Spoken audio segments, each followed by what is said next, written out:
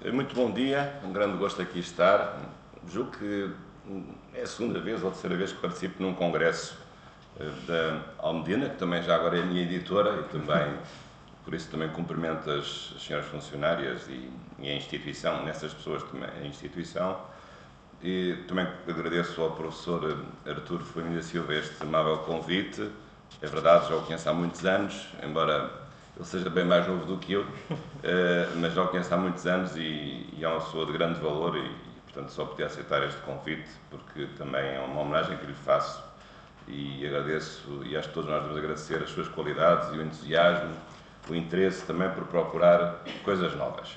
É isso também que nos traz aqui e da minha parte também, sempre procurando discutir, aprender coisas novas. Como se costuma dizer, um professor é um eterno estudante, não é? Ou quem ensina aprende duas vezes. É sempre nessa posição que me coloco.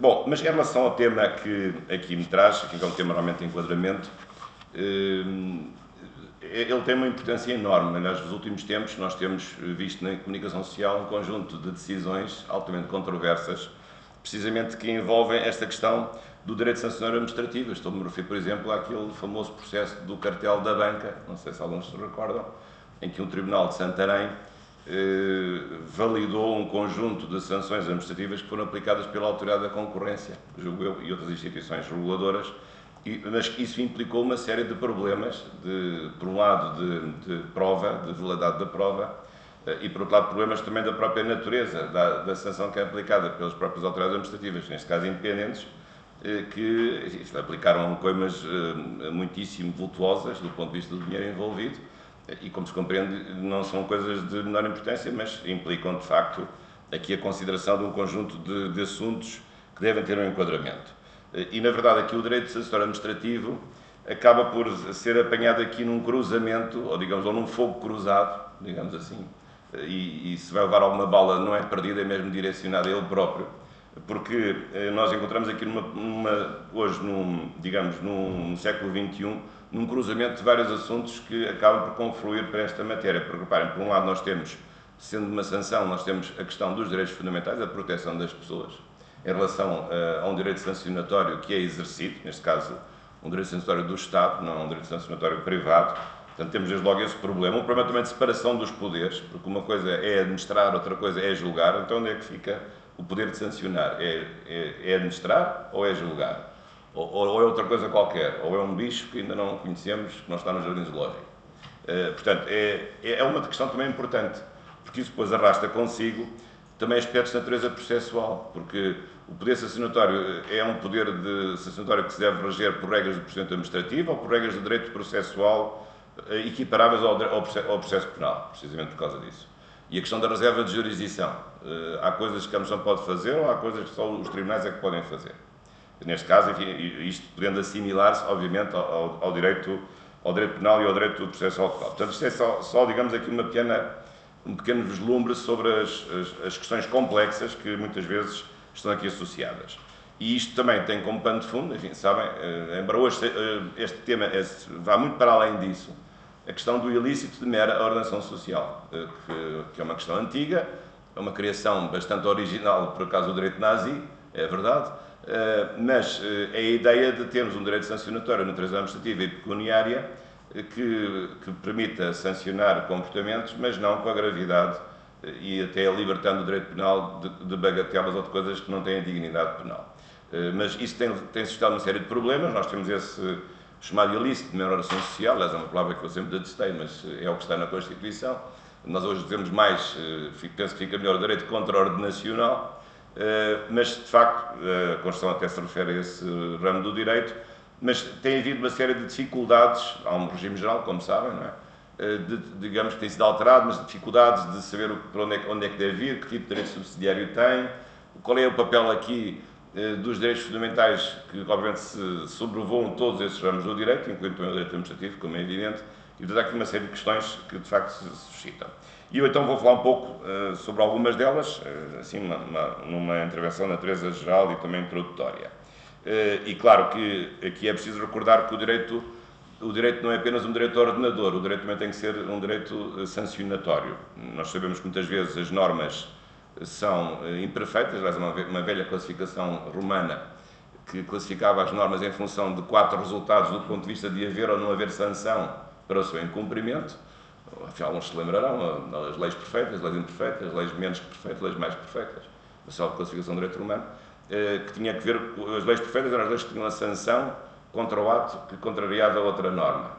Mas as leis menos perfeitas tinham sanção para o autor, mas não tinham sanção para o ato que violava a norma que estava a ser posta em causa. Mas, portanto, como veem, a própria questão de saber se um direito tem uma resposta sancionatória a um dever ser que não é cumprido é uma questão muito antiga, não é uma questão de agora. Claro que as sanções depois podem ser de natureza muito diversificada. Mas, portanto, nós procuramos aqui, e é sempre bom que um dever ser, uma norma jurídica, se for violada em qualquer ramo de atividade, possa ser objeto de uma sanção a aplicar, ou de várias sanções, conforme a natureza e a gravidade dessa mesma violação. Mas agora aqui levanta-se um outro problema, porque nós estamos no âmbito do direito administrativo e estamos no âmbito da administração. Mas a administração não nasceu para aplicar sanções. Essa não era a sua natureza inicial. Sobretudo, enfim, pensando agora aqui no modelo da administração no Estado de Direito, ou num Estado contemporâneo, mas a administração no Estado contemporâneo, no século XIX, não era uma administração nunca foi uma administração sancionatória, foi uma administração preventiva e policial, limitando a atividade dos cidadãos. Mas, como sabem, a prevenção não é a repressão, é precisamente o oposto. A administração policial, sobretudo a administração do século XIX, o Estado de Polícia, isso visava, sobretudo, prevenir, através de medidas de polícia, através de uma intervenção, foi lá que nasceu o direito policial, que em grande parte corresponde à primeira geração do direito administrativo, era um direito de natureza preventiva, com certeza com limitação da liberdade individual, mas não de natureza sancionatória. Depois nós caminhamos para o século XX, entramos numa outra fase, numa administração de bem-estar, em que aí, de facto, também ainda não é sancionatória, mas agora passa a ser uma administração que procura satisfazer as necessidades públicas, sobretudo satisfazer, através dos serviços públicos, os direitos económicos e sociais que surgem. Portanto, assistimos à expansão enorme do campo da administração pública para uma administração de bem-estar, com os serviços que nós sabemos, de educação, de saúde, de segurança social, de cultura, mas também aí não há propriamente um intuito sancionatório. Então, quando é que ele aparece? Aparece agora mais recentemente, enfim, há autores que dizem que estamos numa outra fase da evolução do Estado Constitucional, enfim, numa fase Estado pós-social, será que é o Estado regulador, em que aqui aparecem agora as entidades administrativas independentes, que já não, em que correspondem, digamos, a uma nova função do Estado de Administração, ou da Administração Pública no seu conjunto, que já não é nem limitar a liberdade individual, nem satisfazer serviços e cumprir serviços públicos, mas regular a atividade económica e aplicar sanções. Portanto, no fundo, 2 poderes que estão aqui muito próximos, o poder de fiscalizar e o poder de regular, o poder de fiscalizar e o poder de sancionar, que são 3 coisas diferentes. Mas, no fundo, corresponde ao amadurecimento da própria evolução do Estado, da administração e da concepção que nós temos em relação ao poder administrativo. E, portanto, claro que isto, obviamente, em Estados pós-sociais, em que muitas vezes o Estado deixa de intervir como intervinha, enfim, digamos, nos tempos quentes, digamos assim, do Estado Social, em que havia um grande setor público e em que o Estado se comportava como um agente económico, andava em concorrência com os privados, a verdade é essa, e até se metia onde não devia. Bem, os privados também se metiam onde também não deviam, mas agora as coisas mudaram bastante. Portanto, nós estamos aqui, enfim, num processo de reconfiguração do Estado Social, espero que não acabe, é preciso não exagerar, mas temos aqui realmente uma reconfiguração muito importante e é uma conquista também, não é uma conquista da nossa Revolução, nem da Constituição originária, na versão originária de 66, porque depois aparece mais tarde, enfim, tem experiência disso, as entidades públicas independentes, que passam a corresponder a uma nova categoria da administração pública, que é a administração que é do Estado, mas é independente do ponto de vista político, embora seja do Estado, não é independente do Estado, que isso não faz muito sentido, mas nós dizemos às vezes a administração independente, até dizemos às vezes do Estado, porque na verdade essa administração é do Estado, mas ela é independente de quê? É independente do Estado de administração, do Estado de governo, e nem é administração direta, nem é administração indireta, e não é administração autónoma, é uma administração independente, são as entidades reguladoras. Enfim, isso depois levanta algumas questões, como sabe, há 2 tipos de entidades independentes, há umas entidades independentes que são mais de natureza política, a Provedoria de Justiça, a CNPD, por exemplo, há outras, ou a CADA, há outras que são verdadeiramente entidades reguladoras, que também são independentes, mas de outra natureza. Portanto, a ANACOM, a Autoridade da Concorrência, aquela entidade reguladora dos seguros, a ERSE, por aí fora. Todas essas entidades que agora têm vindo realmente a multiplicar-se. E, portanto, tudo isto, como vem do ponto de vista também da organização administrativa, enfim, além de nos obrigar a estudar um pouco mais, porque, enfim, deve ser aqui o mais velho que está na sala, mas, de facto, os mais novos, coitados, os alunos, vão ter que estudar mais alguma coisinha do ponto de vista da organização administrativa, e sendo difícil, às vezes, perceber, que é aquilo que eu sinto, como é que os alunos percebem, mas, afinal, as sanções não são aplicadas pelo Poder Judicial, mas vamos ter agora aqui entidades que funcionam como tribunais, entidades que são administrativas. Há aqui qualquer coisa que não bate certo, porque essas entidades comportam-se como entidades com base em imparcialidade, com base até uma certa independência, ou independência mesmo, e aplicam sanções que, na verdade, pela sua gravidade, nós às vezes podemos considerar que fazem parte de uma reserva de jurisdição e não uma reserva de administração. E isso, como imaginam, isto do ponto de vista digamos, do direito substitutivo. Agora imaginem o que é que isso suscita do ponto de vista do direito processual dos meios que são alocados a essa intervenção. Bom, mas isto também tem uma relevância constitucional direta porquê? Além destas considerações um pouco mais gerais. Porque nós temos um artigo muito importante na Constituição, que é o artigo 32, que é um artigo muito importante, aliás, no fundo é o core business do direito constitucional penal, digamos assim, processual penal, que já veio do século XIX. Isto aqui é uma coisa que ainda ninguém se lembrou de revogar, espero eu que não revoguem. Mas este artigo, a certa altura, é acrescentado no seu número 8, quando diz, precisamente no número 8, que nos processos de contraordenação, bem como em qualquer processo sancionatório, quaisquer processos sancionatórios, são assegurados ao arguido os direitos de audiência e defesa. E, portanto, esta disposição é muito importante porque faz uma aplicação global de todas as garantias da defesa que estão pensadas para o direito penal, para o direito sancionatório no seu conjunto, que não é, obviamente, direito penal, porque nunca poderia ser, porque aqui o que o direito penal é se permitir a aplicação de penas privativas da liberdade, é isso que caracteriza o direito penal. Embora às vezes possa a pessoa sair com uma multa e não sai presa, ou fica com a pena suspensa, mas aquilo que caracteriza e que distingue o direito penal de qualquer outra coisa é haver uma conduta proibida que é punida com uma pena de prisão, com a possibilidade de uma pena de prisão. Mas já vamos ver que os outros direitos sancionatórios muitas vezes se aproximam disso. Porque hoje também o direito penal tem outro tipo de sanções. Tem sanções que não têm nada a ver com a prisão. Tem a inibição de profissões, inibição de atividades, perda de bens, perda de certos direitos, até direitos políticos, por exemplo, como sanção acessória, embora isso não seja muito a prática aqui da Casa, porque em Portugal nunca vi ninguém que tivesse perdido os seus direitos políticos por crimes de corrupção, mas enfim. Mas, portanto, são questões que o próprio direito penal também percebe que não basta apenas a aplicação da pena privativa da liberdade ou a multa, vai alargando o leque das penas às chamadas sanções acessórias, ou penas acessórias, que já não têm natureza criminal, mas algumas delas também são aplicadas pelo próprio direito administrativo. Então, mas afinal, em que é que ficamos? Então, são penas aplicáveis pelos tribunais, ou são penas também que são aplicadas por órgãos da administração, por mais independentes que sejam e pelo nome mais pomposo que possam ter, não são, na verdade, poder judicial. Não têm essas características. Bem, mas, portanto, quando este artigo se refere ao direito sancionatório, é curioso que há um que ele identifica, portanto, aqui especificamente, processos de contraordenação. Reparem que aqui a própria Constituição, no fundo, até reflete a dificuldade da tal palavra de ilícito, de mera ordenação social, que eu tenho sempre dificuldade de pronunciar. Aqui até já nem fala disso. Aqui deixa lá esse artigo, esse nome fica lá no artigo 282, número 3, lá para o fim da Constituição, mas aqui até vamos abandonar essa palavra horrível.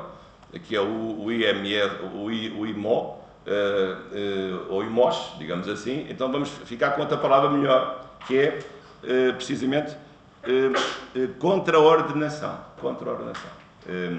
Mas não é só a contraordenação que está aqui em causa, porque aqui fala em quaisquer processos sancionatórios. Portanto, então aparece aqui uma categoria nova, de facto, que tem que ser construída, vai sendo construída, enfim, com o trabalho de cada um de nós, na medida do possível, que é a ideia de que, portanto, há um direito sancionatório que vai para além do direito penal. Portanto, o direito penal, com certeza, que é sempre sancionatório, isso aí é inominável, mas, afinal, há um outro direito sancionatório que pode ser, que também vai além de outra parte, mas é sancionatória, que é o ilícito de mineração social. Portanto, há vários direitos sancionatórios, ou há várias dimensões de um direito, uma categoria genérica de direito sancionatório.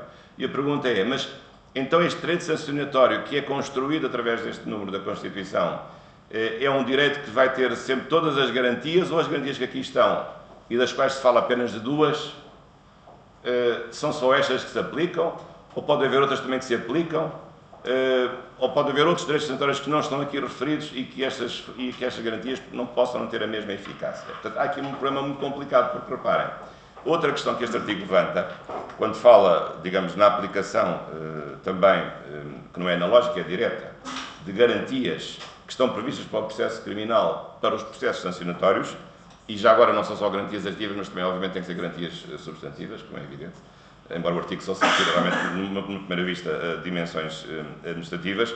Portanto, é preciso saber depois quais são as garantias, porque elas são tantas, não é? Artigo 27, artigo 28, artigo 29, artigo 30, por aí fora. Quais são as garantias, quer substantivas, quer adjetivas, que se podem aplicar a outros direitos sancionatórios, sendo certo que uma coisa, acho que todos estamos de acordo, é que não basta dizer que nesses direitos apenas há dois únicos direitos de todas as 10 ou 15 garantias que a Constituição tem, que é apenas a garantia da audiência e de defesa. Isso é muito pouco. E, portanto, quando aqui a própria Constituição diz que estes são aplicáveis aos direitos sancionatórios, mas há, com certeza, muitos mais. E tem de haver. Agora, isto levanta um outro problema, que é saber, mas tem de haver em que casos? E depois aqui há dois tipos de questões. Há, por um lado, hoje, uma morfologia muito mais multiforme do direito sancionatório, porque o direito sancionatório, portanto, temos o direito de controle nacional, ou tal ilícito de mera ordenação social. Temos outra coisa que é mais antiga, que é o direito disciplinar, mas que vem do direito privado, que vem para a administração. Mas temos também as sanções administrativas contratuais, no âmbito dos contratos públicos. Portanto, temos coisas novas e, portanto, a questão que aqui se coloca é saber se estas garantias que aqui estão, pelo menos estas duas e outras, porque eu acho que o facto de haver esta aplicação direta, isto não exclui que possa haver invocação de outros direitos fundamentais que também façam sentido num processo sancionatório. E essa é que é a questão mais difícil. Mas é preciso saber o que é que então se aplica e o que é que não se aplica e se isso tem uma racionalidade própria. Se isto não é apenas um capricho, às vezes da autoridade administrativa, que quer tramar a vida ao particular e não lhe dá as garantias que ele merece ter. Ou o contrário, ou o particular que quer tramar a vida à autoridade administrativa e invoca direitos a que ele não tem direito. Também pode acontecer. Isto, temos que ver as coisas sempre dos dois lados. E, portanto, então qual é que é o problema? É um problema complicado. Porquê? Porque, por um lado, certamente, como é óbvio, digamos, há coisas que fazem sentido no direito sancionatório penal que nunca farão sentido no direito sancionatório administrativo, pela própria natureza das coisas. Eu acho que isso que nunca fará sentido, porque obviamente o direito penal aqui, estas garantias estão construídas para um direito penal que é privativo, que limita a liberdade. Ora, se estamos a pensar em penas em sanções administrativas que não têm nada a ver com a liberdade, esse assunto não se coloca. Mas depois começamos a ver melhor, até se pode colocar. Vamos ver até que ponto, por exemplo, às vezes isso nos acontece, quando cometemos infrações rodoviárias, ficamos com a inibição de conduzir. Isso não é uma limitação da nossa liberdade individual. Isso não é, para o direito penal, já uma sanção acessória? É. Mas, então, afinal, uma autoridade administrativa pode aplicar uma sanção de inibição de conduzir durante 1 mês, 2 meses, seja lá o que for, enfim, casos, depende da gravidade dos casos. Portanto, já temos aqui um problema complicado de saber, afinal, até onde é que vai o direito penal ou até onde é que vai a proteção que é prevista para o direito penal, mas também se pode aplicar a sanções que não têm natureza penal. Esse é um primeiro ponto. Depois há aqui outro aspecto importante que é uma lógica de gravidade. O direito penal supostamente é mais grave do que o ilícito de mera ordenação social, é verdade. Aliás, essa é a razão de ser, em grande medida, da própria criação do direito do ilícito de mera ordenação social, de transformar, digamos, uma censura de penal numa censura administrativa e numa censura de natureza pecuniária. Mas isso, muitas vezes, enfim, com base na ideia do princípio da subsidiariedade e do princípio da aplicação mínima do direito penal, nós sabemos todos isso muito bem dos livros. Agora, o problema é depois, na prática, saber se o legislador fez essa avaliação e fez essa ponderação. Ou se não transformou, às vezes, coisas mais graves em apenas em ilícitos de mera oração social, e não cumpriu, no fundo, esse princípio de intervenção mínima, e às vezes há aqui um problema de avaliação e de validade dessa equiparação por força de saber se é ou não é menos grave aquilo que está previsto no direito sancionatório. Por outro lado, enfim, e para terminar, também é preciso ver se esta extensão por equiparação das garantias do direito sancionatório penal no âmbito do artigo 32 se aplicam ao direito sancionatório administrativo, por força da própria natureza daquilo que se decide no direito sancionatório administrativo. Faz sentido também dizer, por exemplo, que nas sanções administrativas há um duplo grau de jurisdição, como há, por exemplo, nas intervenções de natureza penal. O direito penal tem um duplo grau de jurisdição. Ou então outro tipo de garantias, não haver, por exemplo, interpretação extensiva. Sabem que o direito penal não admite interpretação extensiva. Também há uma proibição de interpretação extensiva no direito sancionatório, no ilícito de mera ordenação social, por exemplo. Portanto, há várias questões, ou a questão da aplicação retroativa. Portanto, há aqui, que é um princípio sagrado, obviamente, no direito penal, e até mais, como sabem, se for retroativo mais favorável, é até obrigatório. Portanto, o princípio geral é de que as leis que são retroativas mais favoráveis não são obrigatoriamente aplicáveis retroativamente. No direito penal é obrigatório, mas não no direito fiscal, nem em qualquer outro ramo do direito, em princípio. Enfim, há várias teorias sobre isso.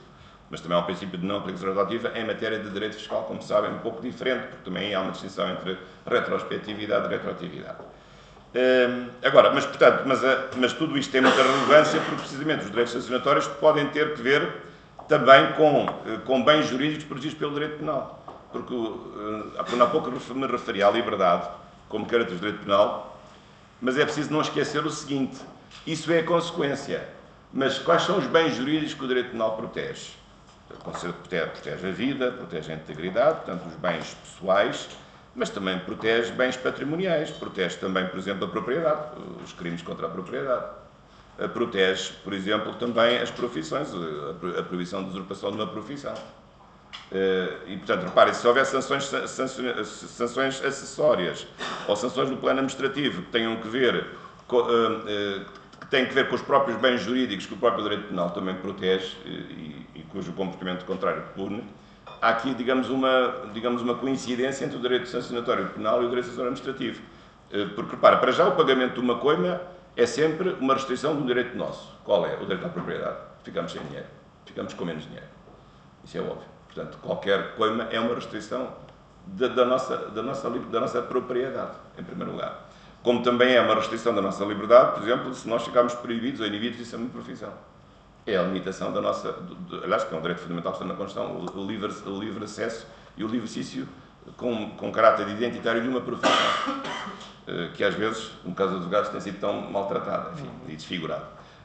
Ou então os comportamentos, se a pessoa deixa de poder ser uma atividade económica, fica inibido, a pessoa que se porta mal fica inibido de uma atividade económica porque se portou mal, fez falcatruas ou não cumpriu regras, digamos, da sua atividade.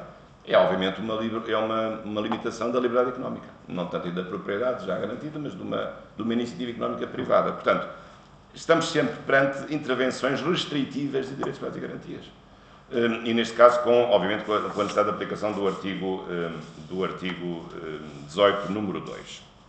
Portanto, quer dizer, há aqui uma necessidade de interpretarmos da melhor maneira este artigo 32 e de saber até que ponto é que este artigo, ao fazer uma equiparação ampla, pode ou não justificar-se em certos casos, porque depois, claro que nós partimos sempre de um princípio de favor em relação a todos os direitos sancionatórios, de que, digamos, prima facie, à partida, todos os direitos que estão previstos na Constituição, e não só especificamente para o direito penal, são sempre aplicáveis no direito sancionatório administrativo. Esse é o princípio geral.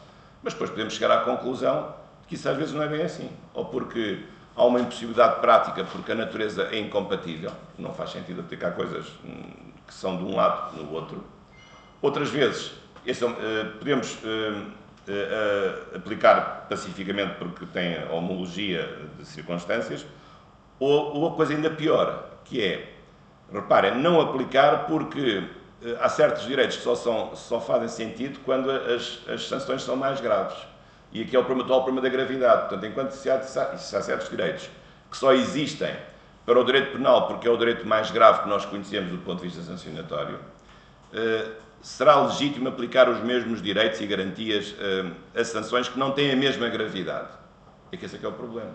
Porque se nós vamos aplicar direitos a situações de diferente gravidade, então qual é a razão de distinguir, nos casos direito penal e direito sancionatório, se sabemos que certos direitos só fazem sentido para casos mais graves? E por alguma razão, já agora, o artigo 32, número 8, não disse que são aplicáveis aos processos contra ordenações sancionatórias todas as garantias processuais penais. Não diz isto. Não diz isto. Portanto, voltamos ao mesmo. Se não diz isto, é porque não são todos aplicáveis. Mas o problema é que também, o que diz também é de menos, porque não é de certeza só aplicável o direito de defesa e o direito de audiência. De certeza que não é apenas o único que é aplicável. É isso que ter certeza que não é. Então, em que é que ficamos? É tudo aplicável? Ou há um estatuto, digamos, mínimo? É um estatuto máximo? Ou é um estatuto intermédio? Aqui há coisas que são aplicáveis, porque eu diria que aqui, digamos, como critério racional, que é isso que nós procuramos, se é que há alguma racionalidade nisto, espero que sim. Então, como é que nós resolvemos isto? Eu acho que, por um lado, é preciso saber, no fundo, através de dois critérios. Por um lado, não aplicar aquilo que é inaplicável por natureza, porque não faz sentido no processo administrativo sancionatório, acho eu. Isto é, as garantias têm a ver, por exemplo, com a não transmissão de penas, prisão, não fazem sentido num processo administrativo sancionatório, porque aí não há, certamente, que quem é suspenso na função pública, aquilo não passa para o filho, não é? Como acontecia no século XIX, até o século XIX, as penas, em alguns casos, quando a pessoa incriminada não cumprisse a pena, que morria antes de cumprir a pena, passava para o filho. Coitado, tinha uma bela herança, de facto, o filho. Isso, obviamente, há um artigo da Constituição que nos parece hoje muito estranho, que é o princípio da proibição da transmissão das penas. Normalmente isso hoje não cabe por cabeça de ninguém, que as penas possam ser transmitidas para os filhos, como quem transmite uma casa, ou uma vivenda ou um automóvel. Provavelmente isso não faz sentido. Portanto, há coisas que nunca fazem sentido. Este é um primeiro critério. O outro critério, que é o mais difícil, é dizer, não, estes direitos que estão na Constituição só fazem sentido quando a gravidade o justifica. Portanto, se nós passamos para um direito sancionatório que tem uma menor gravidade, porque tem, de facto, em princípio tem, em princípio, nós não podemos aplicar os mesmos direitos. Porque senão nós estamos aqui também numa lógica, digamos, fundamentalista, radicalizada, de achar que os direitos valem todos em todas as circunstâncias. E não é isso que a Constituição quer dizer, nem é essa ratio legis precisamente do número 10 do artigo 32. Porque, se fosse, o artigo 32 teria dito que todas as garantias que estão previstas no processo penal também são aplicáveis nos processos sancionatórios administrativos, mas não diz isso. Limita-se a dizer dois. Acho que cometeu um erro, porque também disse de menos. E, portanto, nós temos aqui uma interpretação extensiva deste artigo, alargando alguns direitos, ou então, pura e simplesmente, considerar que o artigo não tem, que esta disposição não tem interesse nenhum, que é capaz de ser a conclusão que vamos chegar. Porquê? Porque, mesmo que este artigo não existisse, esta disposição não existisse, as garantias que estão previstas na Constituição para o processo penal seriam sempre aplicáveis a outros processos sancionatórios, por força da própria função garantística que os direitos fundamentais têm. Portanto, até num certo sentido, este número 10 do artigo 32 até pode vir a atrapalhar, porque atrapalha de certeza, explicitamente, porque não pode ser só dois os direitos mínimos que os cidadãos têm num processo sancionatório, nem pensar. Porque desde logo os cidadãos têm os outros direitos dos administrados, e muitos não têm nada a ver diretamente com o direito penal. Portanto, isto aqui, obviamente, não impede a aplicação concomitante dos direitos fundamentais dos administrados, que estão lá mais para a frente, nos artigos que dizem respeito à administração pública, desde logo. Mas, por outro lado, também é verdade que se o ilícito de mero social tem uma menor gravidade em relação ao direito penal, nós não podemos ser fundamentalistas e aplicar todas as garantias do processo penal nos processos sancionatórios. Temos que ter aqui alguma dificuldade de ver caso a caso, em caso em que isso justifica e em que não justifica. Claro que aqui, como é óbvio, enfim, quem está do lado dos direitos fundamentais, como eu gosto de estar, tem sempre, digamos, uma propensão para considerar a máxima aplicação possível dos direitos fundamentais e das garantias também nos direitos sancionatórios, devido ao facto de haver um mecanismo de sanção, digamos, e depois a sanção aqui em que sentido? Pois há outro problema mais complicado, e com isto vou terminar. Realmente é só problemas. mas não quer que fique nenhuma dor de cabeça. É que o problema aqui é que, mas a sanção serve para quê? O que é a sanção aqui? O que é sancionatório? Nós sabemos que o direito penal construiu várias teorias sobre o fim das penas. Não é? A mais antiga é o fim do castigo, da retribuição, e as coisas depois têm vindo a evoluir. A prevenção geral, a prevenção especial, agora fala-se muito também da ressocialização, ou da reabilitação. A reabilitação é uma palavra que pode estar conectada com outro assunto diferente, que é a questão da proteção das suas consciências, mas a ressocialização. Então, e estas sanções aqui administrativas servem também para ressocializar? Servem para prevenir? Servem para castigar? Para que é que servem? Qual é a função das sanções administrativas do direito contra o órgão nacional? Porque isso é muito importante, porque dependendo da função dominante, nós podemos ter aqui uma aplicação diferenciada dessas garantias. E temos que perceber para que é que serve, ou é só para o Estado sacar nos cobres, aos administrados, passa para cá o dinheiro, ficamos todos amigos à mesma. Não é certamente por causa disso. Isto tem que ter uma função. Há um fim nesta sanção administrativa. Qual é esse fim? É que depois, o problema depois, digamos, adensa-se. Porquê? Porque quando nós chegamos ao direito sancionatório administrativo, há uma compartimentação gigantesca, porque nós temos uma coisa é o direito sancionatório, uma coisa é o direito sancionatório disciplinar, que é talvez o mais fácil de perceber, que é uma coisa. Outra coisa é o direito contra a ordem nacional, por exemplo, o direito rodoviário, enfim, que é aquele que todos, mais um dia, vamos ter uma experiência amarga, certamente. Ou os novos direitos sancionatórios, o direito das sanções nos contratos públicos, que é outra matéria mais recente e mais complicada. Portanto, mas qual é o fim, então, das sanções? É punir? É prevenir? É ressocializar o infrator? O que é? Qual é a finalidade do fim ou da sanção na natureza administrativa? Bom, portanto, ficam aqui com esta dúvida. Espero que ao longo deste congresso possam aprender mais umas quantas coisas como eu aprendi quando preparei para esta minha intervenção, e desejo realmente muitos sucessos. Me cumprimento a professora Isabel Fonseca e também o Dr. Paulo Graça, que está ali, enfim, sossegadinho, ainda não chegou a sua hora, mas vai chegar. Mas cumprimento todos os colegas que aqui estão e agradeço esta oportunidade de aqui estar, e felicito também o professor Artur por esta excelente iniciativa. Muito obrigado. Queria naturalmente agradecer esta excelente exposição.